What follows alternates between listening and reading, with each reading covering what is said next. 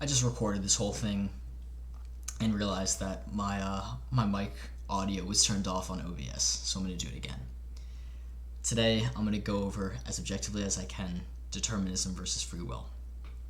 Let's go over definitions. I didn't pull these definitions from the internet. I did a little bit of research on the internet to see what they think, but these definitions I curated myself. So free will. The commonly accepted dogma that humans have a unique ability to make a free choice completely independent of all variables. And I'll give you an example of this. I can choose to raise my hand, or I can choose to not raise my hand. That decision seems, and I can choose what time to raise my hand. This decision seems to be completely up to me without external variables affecting my choice.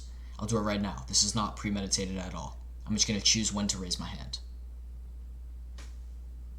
Right? That seemed to be completely my choice with no external variables acting upon it. Determinism, on the other hand, is the school of thought that reasons that due to the lack of randomness in the universe, free will is impossible. And I'll go over the school of thought behind that and why randomness is technically physically impossible. So randomness in our universe is an illusion. And I'll use dice as an example. We assume that rolling a pair of dice produces random results. But however, this is not truly random. We only call it random because we do not have all of the variables necessary to calculate where the dice will land. And I'll give you an example of some variables I thought of beforehand. There's probably more than this, but here's just some I thought of.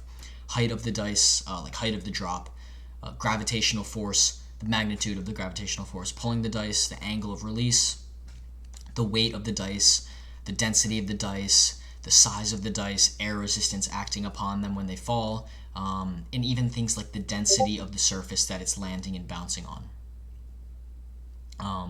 And also like the position / orientation of dice at the moment of drop, all these variables, and probably many, many more.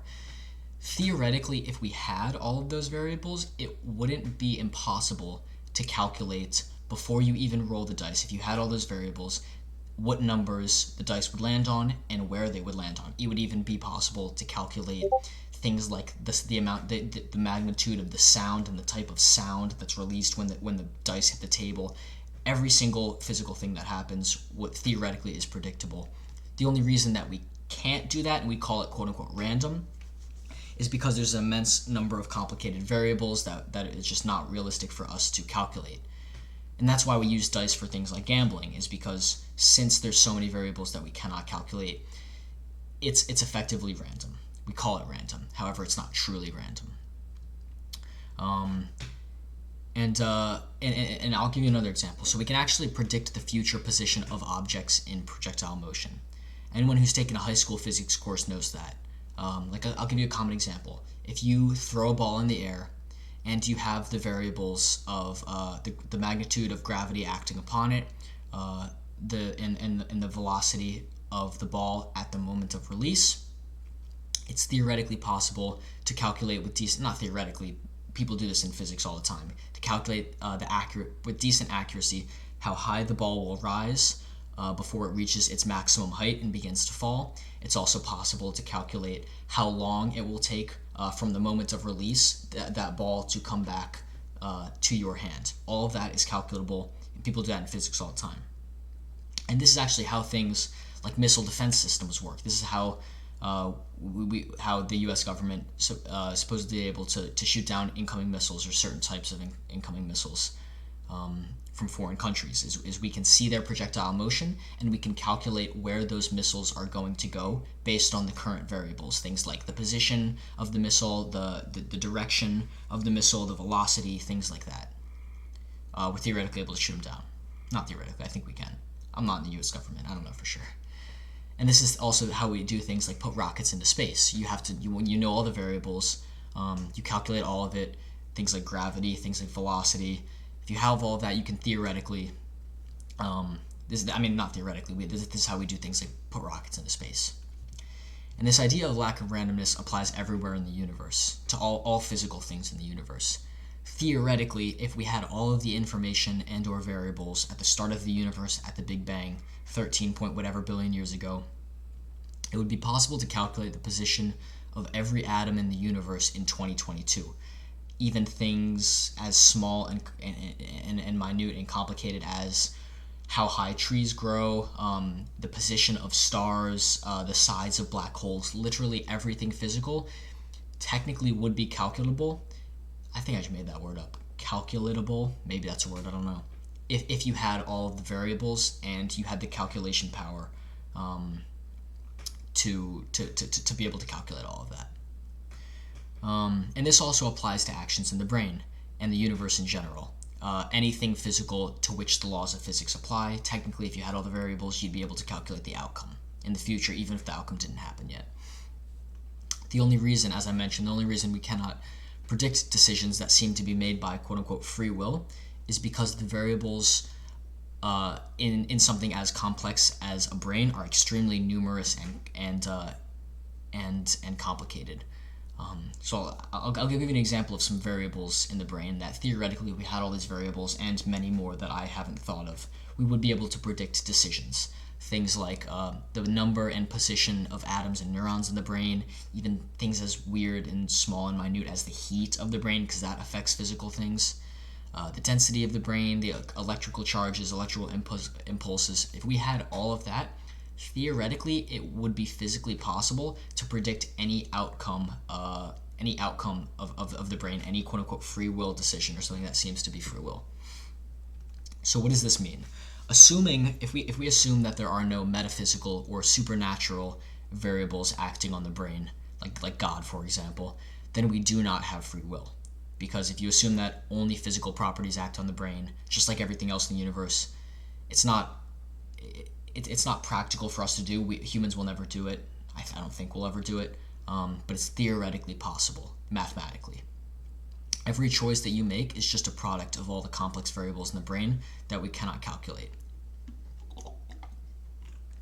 And if you assume there's nothing metaphysical acting on the brain, that means that the only way that free will is possible is if something beyond physical acts on the brain. This is where religion comes in. I'm not educated in religions past these, but I know that specifically Christianity, Judaism, and Islam all explain free will as something metaphysical. It's something that God gave to humans. When God created humans, God gifted, He breathed life, He breathed free will into Adam and Eve, and He gave them the decision, or He gave them the ability to make their own decisions, to have this free will. If you believe in religion and you believe, or not even religion, just something metaphysical, something not beyond physics acting on the brain, that's the only way that you can believe in true free will. Otherwise, given all of the variables, given all the information, given the calculation power, we would be able to predict all outcomes from the brain. But I'm not going to get into the religion debate. That's a topic for another day. I might do that one tomorrow. I might not. I don't know. Whatever. So in conclusion, if you aren't religious and you only believe in physical and or deterministic properties that act on the universe and the brain, because the brain is a physical thing, it's in the universe, then free will is an illusion.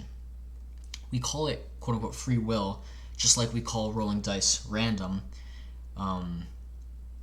because we just cannot calculate all of the possible variables. Not realistically, but it's possible, is my point. However, assuming that only physical properties act on these things, then neither of them are truly random. They're predictable. Of course, we will never do it. I don't think we will, but they're not truly random. It's possible to predict. And this is weird because it seems to our consciousness that we can choose any decision seemingly randomly. Like the example I gave.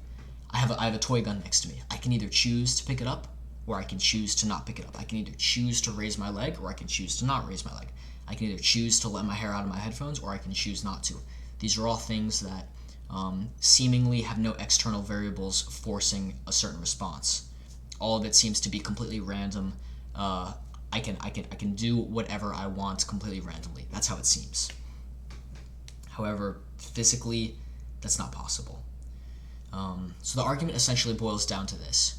Do you believe that anything beyond physics acts on the human brain and the universe as a whole? If you do, you believe in free will.